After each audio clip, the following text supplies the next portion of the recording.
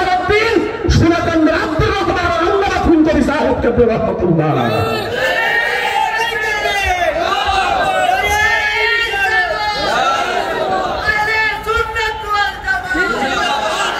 যে সমস্ত আল্লাহর মেহরবানির বিনিময়ে বাংলাদেশের 93% মুসলমান, লক্ষ লক্ষ মসজিদের দেশ বাংলাদেশ, হাজার হাজার মাদ্রাসার দেশ বাংলাদেশ, হাজার হাজার খানকার দেশ বাংলাদেশ, 92% মুসলমানের দেশ বাংলাদেশ।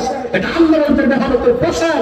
সেই ওলিদেরকে তারা বিশ্বাস করে না, আল্লাহর ওলিদের খিদমতকে তারা অস্বীকার করে, পীর-মুরিদের বিরোধিতা করে, তারা মুনাফিক ছাড়া কিছু হতে পারে না। আরেক দল আছে, এরা পীর মুরিদি সাইনবোর্ড ব্যবহার কইরা মারেফতকে পুঁজি বানাইয়া ব্যবসা করে, কিনা? এদের কাছে শরীয়ত নাই, নামাজ নাই, রোজা নাই, পর্দা নাই, পুশিদা নাই, জিকির যেটা করে শরীয়ত জিকির না, পীরের বানানো জিকির, ঠিক কিনা বলেন? এরপরে এদের পোশাক আশাক সুন্নাত নাই, পিসাব লাল শালু পরে, মুরিদরাও পরে। এদের যে লেন্টি খুলে ঝাড়া দিলে মনে হয় উকুন ঝরবে, ঠিক কিনা বলেন? এদের শিক্ষক মুহাম্মদ আল আরবি নূর নবী হযরত মুহাম্মদ সাল্লাল্লাহু আলাইহি ওয়াসাল্লামের উপর আল্লাহ পাক, যাকে আজ থেকে 1000 বছর আগে পবিত্র রবিউল আউয়াল মাসে পবিত্র মক্কা নগরীতে পিতা আব্দুল্লাহ এবং মা আমেনার কোল ঘেঁষে গোটা জগৎবাসীর জন্য রহমত হিসেবে প্রেরণ করেছেন। বিনা দরখাস্ত আমাদেরকে রাহমাতুল লিল আলামিনের উম্মত হিসাবে কবুল ও মঞ্জুর করেছেন। শুকরিয়া তার আমরা আরেকটি বার বলছি আলহামদুলিল্লাহ। আপনারা সবাই কেমন আছেন? যে আওয়াজে বললেন মনে হয় যেন ভালো নাই, জবান খুলে বলুন সবাই কেমন আছেন? কি খেয়ে এসেছেন না না খেয়ে এসেছেন? কোনটা? খেয়ে এসেছেন না গিয়ে খাবেন? ক্ষুধার্ত আপনারা? হ্যাঁ, শরীরের শক্তি কোথায় গেল? আজকের মাহফিলে আসতে পেরে বসতে পেরে আপনারা খুশি না বেজার? কম না বেশি? শুরু বেশি না অনেক বেশি? যাদের ভাগ্য সুপ্রসন্ন, যাদের কিসমতটা খুশকিসমত, তাকদীর যাদের ভালো, তারাই আজকে শীতের রাতে আল্লাহর কোরআন শুনতে বসতে পেরেছেন, ঠিক কিনা বলেন? এই যে আপনারা কোরআন শুনতে বসেছেন, আল্লাহর পক্ষ থেকে অফুরন্ত রহমত এবং বরকত আপনাদের উপর বৃষ্টির মতো বর্ষিত হচ্ছে। সুবহানাল্লাহ বলেন। ঈমানদাররা কোরআন শিখলে, কোরআনের সাথে সম্পর্ক তৈরি করলে, কোরআনকে ভালোবাসলে দুনিয়াতেও লাভ, আখিরাতেও লাভ। সুবহানাল্লাহ বলবেন না? আপনারা তো জাগতিক কত শিক্ষিত হন, ডাক্তার হন, ব্যারিস্টার হন, উকিল, ম্যাজিস্ট্রেট, কথা বলেন না। এই যে আপনারা জাগতিক শিক্ষায় শিক্ষিত হন, এই শিক্ষা আপনাদেরকে দুনিয়াতে লাভবান করে, ঠিক কিনা? দুনিয়াতে আপনারা অনেক সম্মান পান এবং বড় বড় টাকার বান্ডিল পান, ঠিক কিনা? কিংবা এমপি হলে, মন্ত্রী হলে গাড়িতে একটা প্লাগ করে, গাড়িতে একটা প্লাগ করে, এরপরে পুলিশ আপনাদেরকে সেলুট দেয়, হাতে দেয় একটা, থপাস করে পায়ে দেয় আরেকটা, ঠিক কিনা? হাতে দেয় একটা, পায়ে দেয়। হাতেরটা দ্বারা তো সম্মান বুঝায়, পায়েরটা দ্বারা কি? আমার তো মনে হয় পায়েরটা দ্বারা এটাই বুঝায় যে এমপি সাহেব 5 বছরের জন্য ক্ষমতা পাইছেন, যা করবেন ভালোই ভালোই কইরে। ইসলামের বিরুদ্ধে, কোরআনের বিরুদ্ধে, আল্লাহর দ্বীনের বিরুদ্ধে কিছু করলে এই যে থপাস করে পা দিয়ে চাপ মারে, এটাই বুঝায় কবরে গেলে খবর আছে। তো আপনি জাগতিক শিক্ষায় শিক্ষিত হবেন, ডাক্তার, ম্যাজিস্ট্রেট, ইঞ্জিনিয়ার, উকিল, ব্যারিস্টার, এমপি, মন্ত্রী, আপনি দুনিয়ার সম্মান পাবেন।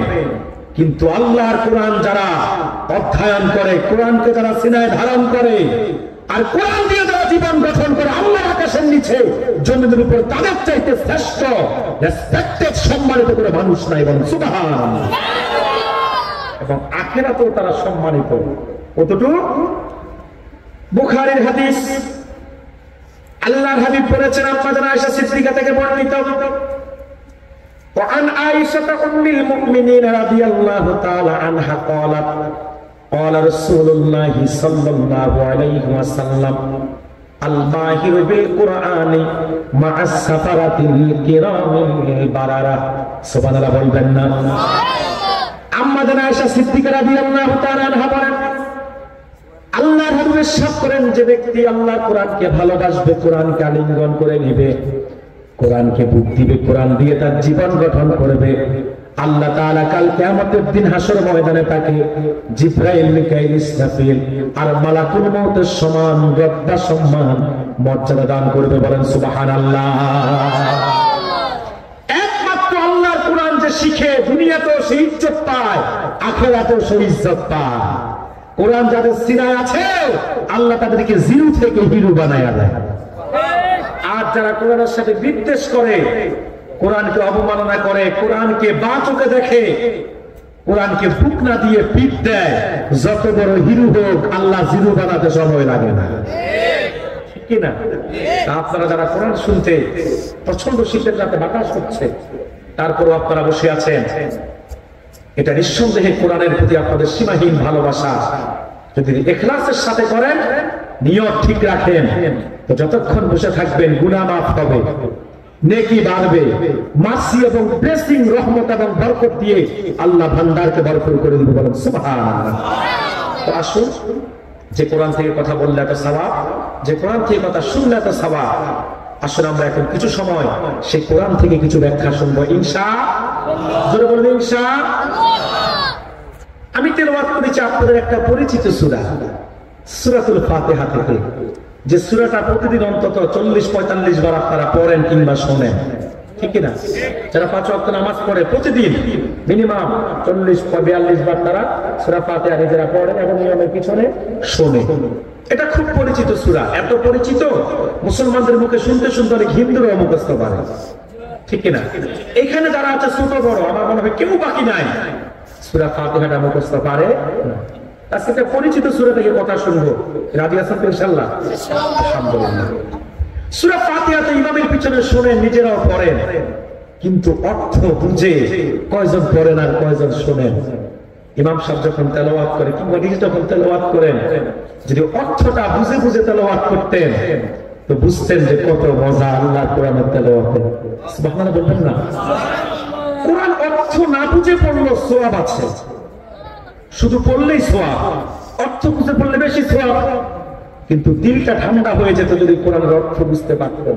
সুবহানাল্লাহ বলবেন না? সূরাতুল ফাতিহা এই একটি সূরার এত নাম তাফসীর এবং হাদিসের কিতাবে এসেছে, এবং একটি সূরার এত ফজিলত তাফসীর এবং হাদিসের কিতাবে এসেছে যা অন্য কোন সূরার ক্ষেত্রে নাই। অন্য কোন সূরার ক্ষেত্রে যা নাই। আমি তাফসীর এবং হাদিসের কিতাব থেকে কিছু কিছু তুলে ধরতেছি। ভাইরা আমার, রাসূলুল্লাহর উপর সর্বপ্রথম ওই হিসাবে পূর্ণাঙ্গভাবে সূরা ফাতিহাটা নাযিল হয়েছে। আল্লাহ তাআলা এই সূরার অনেক নাম দিয়েছেন, যেমন সূরা ফাতিহাকে বলা হয় ফাতিহাতুল কিতাব, ইন্ট্রোডাকশন অফ দা কোরআন। কোরআনুল কারীমের ভূমিকা এটা, কোরআনুল কারীমের ভূমিকা। এই সূরাটি দিয়ে আল্লাহ কোরআন শুরু করেছেন।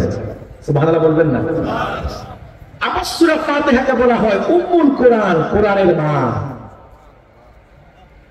যেমন মক্কাতুল মুকাররমাকে বলা হয় উম্মুল কোরআন, সেন্টার অফ দা ওয়ার্ল্ড, সারা পৃথিবীর মা। আর সূরা ফাতিহাকে বলা হয় উম্মুল কোরআন, কোরআনের মা। সুবহানাল্লাহ বলবেন না? এই সূরাতুল ফাতিহাকে বলা হয় সূরাতুস সালাত, নামাজের সূরা। মনে রাখবেন, এমন কোন নামাজ নাই যে নামাজে রাকাত নাই, আর এমন কোন রাকাত নাই যে রাকাতে সূরা ফাতিহা নাই। আল্লাহর হাবিব বলেছেন লা সালাতা ইল্লা বিল ফাতিহাতিল কিতাব, সূরা ফাতিহা ব্যতীত নামাজ হয় না। প্রতি নামাজে রাকাত আছে, আর প্রতি রাকাতে সূরা ফাতিহা আছে। এই সূরাতুল ফাতিহাকে বলা হয় সূরাতুদ দুআ, প্রার্থনার সূরা। প্রতিদিন 5 ওয়াক্ত নামাজে আমরা আল্লাহর কাছে এই সূরার মধ্য দিয়ে প্রার্থনা করি।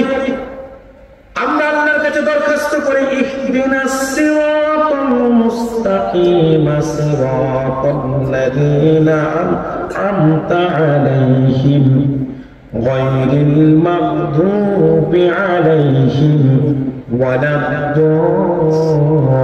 ওয়ালাদ-দাল্লিন। প্রতিদিন 5 ওয়াক্ত নামাজে আমরা আল্লাহর কাছে দরখাস্ত করি, আল্লাহ ইহদিনাস সিরাতাল মুস্তাকিম, আমাদেরকে সরল সঠিক পথে, সিরাতুল মুস্তাকিমের পথে আমাদেরকে তুমি পরিচালিত করো। কোন সে পথ? সিরাতাল লাযিনা আনআমতা আলাইহিম, যেই পথে চলেছে নিয়ামত প্রাপ্তগণ। তারা কারা? ব্যাখ্যা এসেছে তাফসীরে আম আলাইহিম, সুবহানাল্লাহ বলবেন না? তাদের পথে নয়, গায়রিল মাগদুবি আলাইহিম ওয়ালাদ-দাল্লিন, তাদের পথে নয় যেই পথে চলেছে অভিশপ্তরা, গজবপ্রাপ্তরা, লানতপ্রাপ্তরা, তার মানে ইহুদি এবং খ্রিস্টানরা। কিন্তু মনে রাখবেন, আমাদের মধ্যে মুনাফিকের স্বভাব আছে। নামাজে যদিও আমরা বলি আল্লাহ সরল সঠিক পথে চালাও, ইহুদি খ্রিস্টানদের পথে চালাইও না, বেঈমানদের পথে চালাইও না। মসজিদ থেকে বের হতে দেরি আমাদের চলন বলন, পোশাক আশাক, কাজকর্ম, লেনদেন, রাজনীতি, অর্থনীতি সবকিছু বেঈমানদের তরিকাতেই হচ্ছে, ঠিক কিনা বলে? আমরা মসজিদে চাই একটা, মসজিদ থেকে বের হয়ে করি আরেকটা, ঠিক কিনা? মসজিদে চাই আমরা, কথা বলে না, একটা, আর মসজিদ থেকে বের হয়ে আমরা করি আরেকটা। এটা মুনাফিকের স্বভাব, ঠিক কিনা বলেন? ভাইরা আমার, এই সূরাতে বলা হয় সূরাতুদ দুআ, প্রার্থনা সূরা। আবার এই সূরাতুল ফাতিহাকে বলা হয় সূরাতুশ শিফা, আরব গোলামের সূরা।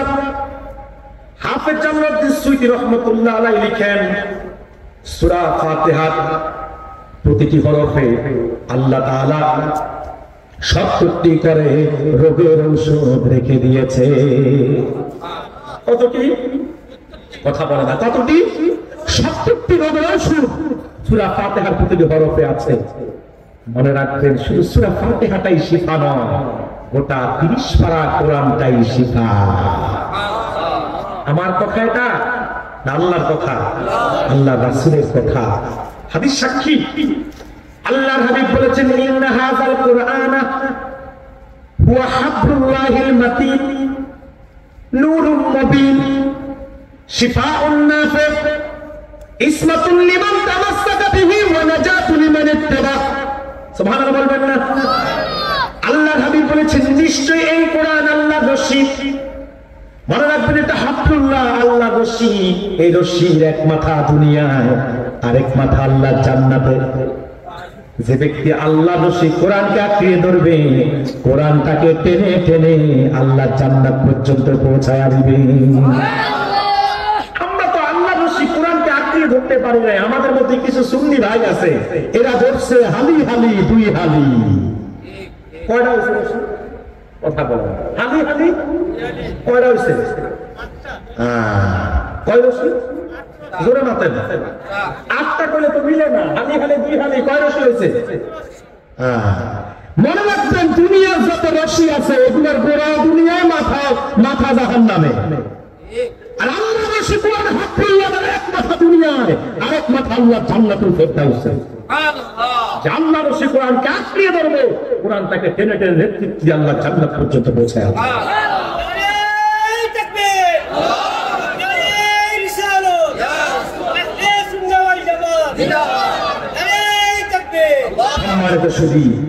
গোটা কোরআনটা কি? শেফা। সূরা ফাতিহাও শেফা। আপনাদের মনে আমার কথা বুঝতে সমস্যা হচ্ছে? দেখেন, আমি তো কাঁদাতেও পারি না, হাসাতেও পারি না। আবার কিছু বক্তা আছে কিচ্ছা কাহিনী গল্প দিয়া সময় পার করে। কোন বুজুর্গ তার কাছে উঠছে? কোন বুজুর্গ বট গাছে উঠছে? কোন বুজুর্গ পানির উপর দিয়ে হেঁটে গেছে? আবার কেনা বাজা ডিমে তাজা বাচ্চা ফুটাইছে।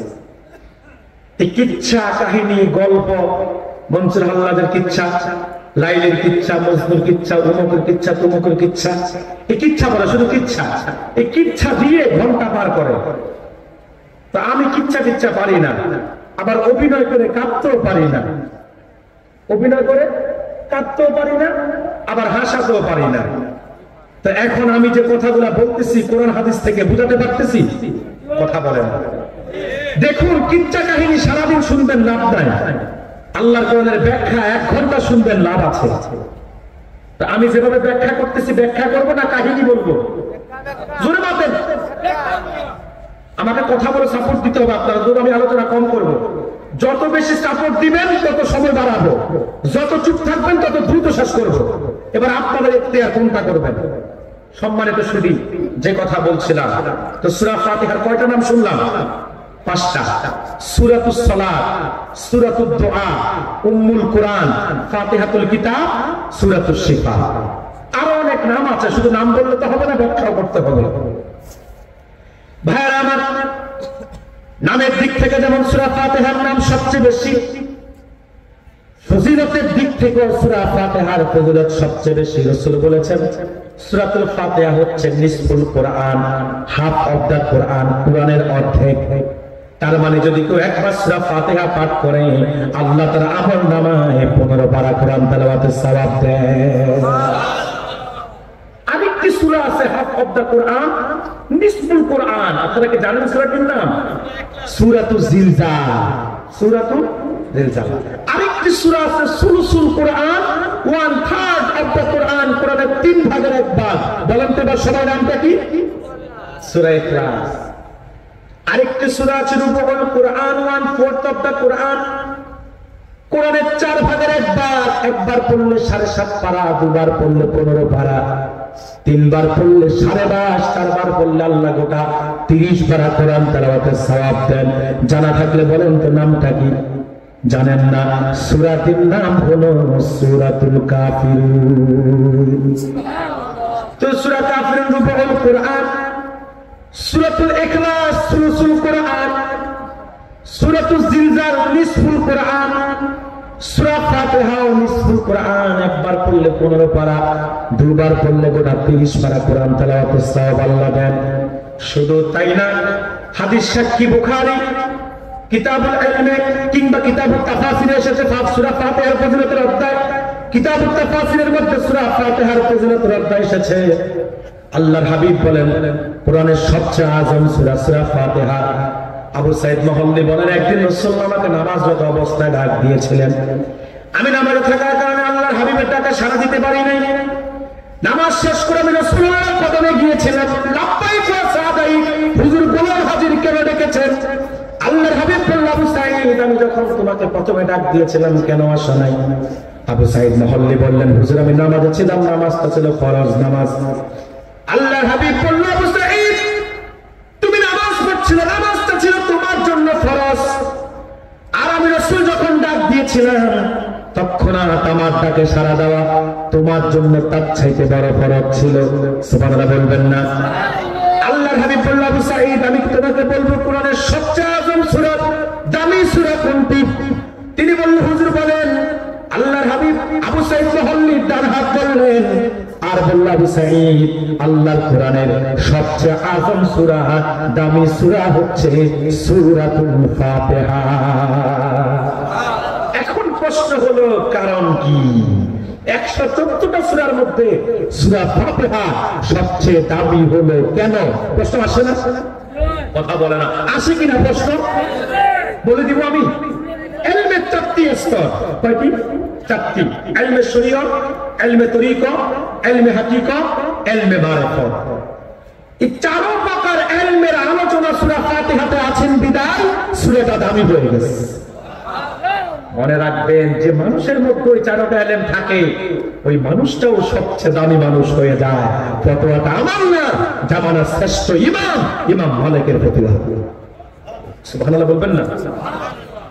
ইমাম মালিক বলেন মান তাফাক্কাহা ওয়া লাম ইয়াতাসাররাফ ফাকাদ তাফাসসাকা ওয়া মান তাসাররাফ ওয়া লাম ইয়াতাফাক্কা ফাকাদ তাজান্নাকা ওয়া মান জামাআ বাইনাহুমা ফাকাদ তাহাক্কাকা। ইমাম মালিক বলেন যে ব্যক্তি শরীয়ত শিখলো মারিফত শিখে নাই সে ফাসিক, আবার যে মারিফত শিখলো শরীয়ত শিখে নাই সে হলো জিন্দিক বেঈমান। ওমান জামাআ বাইনাহুমা ফাকাদ তাহাক্কাকা, যে শরীয়ত শিখলো মারিফত শিখলো সেই হচ্ছে মুহাক্কিক। বাংলাদেশে আছি আমরা বড় বিভ্রান্তিতে। আমার দেশে দেখবেন কিছু মানুষ আছে শরীয়ত মানে মারিফত মানে না, আবার কিছু মানুষ আছে মারিফতকে সাইনবোর্ড বানাইয়া ব্যবসাকে জমজমাট করছে, ব্যবসাকে জমজমাট করছে, শরীয়তের ধার ধারে না। ঠিক কিনা? একজন আছে শরীয়ত মানে মারিফত মানে না, এরা পীর মুরিদি বিশ্বাস করে না, পীর মুরিদিকে শিরিক বলে, নাজুলে বলবেন না। তরিকত তাসরিফ বিশ্বাস করে না, পীরের কাছে যাওয়া বায়াত গ্রহণ করে তারা বিশ্বাস করে না। এরপরে ইলমে মারিফতকে তারা মানে না। আমি বলে থাকি যারা পীর মুরিদির বিরোধিতা করে এরা মুনাফিক ছাড়া কিছু হতে পারে না, কারণ কার কারণে সিন্নি খাইলো তারা মোল্লা চিনল না। বাংলাদেশের ইতিহাস তালাশ করলে দেখা যায় ইসলাম এসেছে আল্লাহর ওলিদের মাধ্যমে, পীর মাশায়েখদের মাধ্যমে। এই দেশে কালিমা ঝান্ডা নিয়ে কোন নবী রাসূল আসেন নাই, কোন সাহাবায়ে কেরাম আসেন নাই। বাংলাদেশে কালিমা ঝান্ডা নিয়ে এসেছেন আল্লাহর ওলিরা। তাদের মধ্যে প্রথম কাতারে শাহজালাল, শাহ ফরহান, শাহ মাকদুম, ইখতিয়ার বিন মুহাম্মদ মাকতিয়া খিলজি, শাহ সুলতান বলকি মাহি সাওয়ার রাহমাতুল্লাহ আলাইহি, খান জাহান রাহমাতুল্লাহ আলাইহি, কারামাতারি জনপুরি ফুলফুলা রহমত সিদ্দিকী সালসিনান নিসারউদ্দিন সুনাকান্দ আব্দুর রহমান আল্লাহ ফুলকরি সাহেব কেবল রাহমাতুল্লাহ আলাইহি।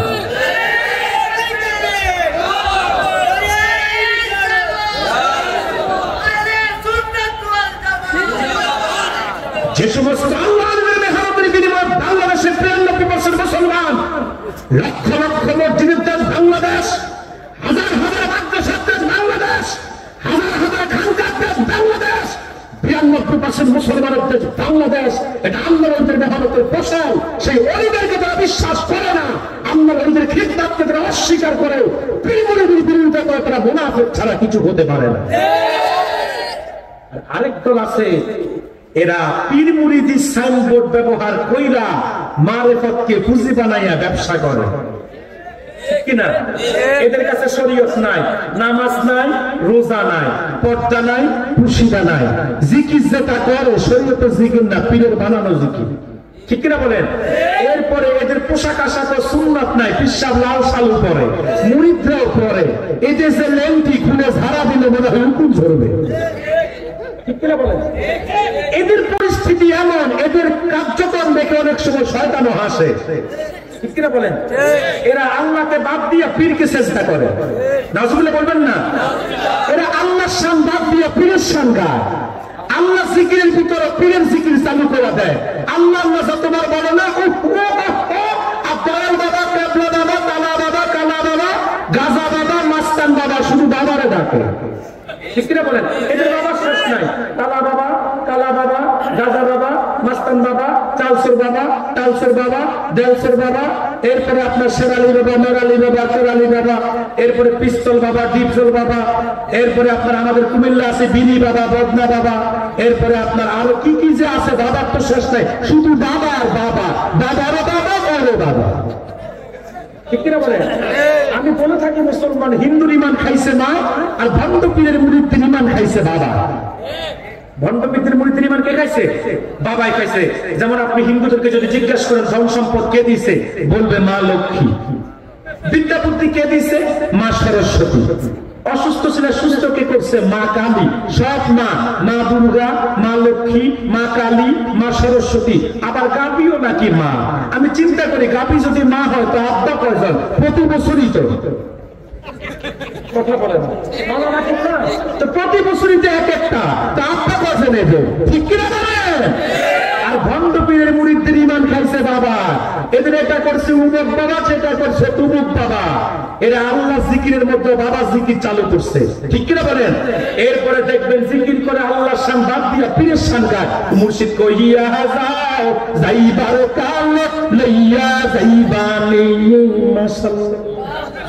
আবার তো আইহা, এই আইহা এটা আবার কোন জিকির সিলেটবাসী হয়েছে আপনারা, ঠিক কিনা বলেন? এরপরে জিকির করে তো প্রেমের বিষয় ধরছে।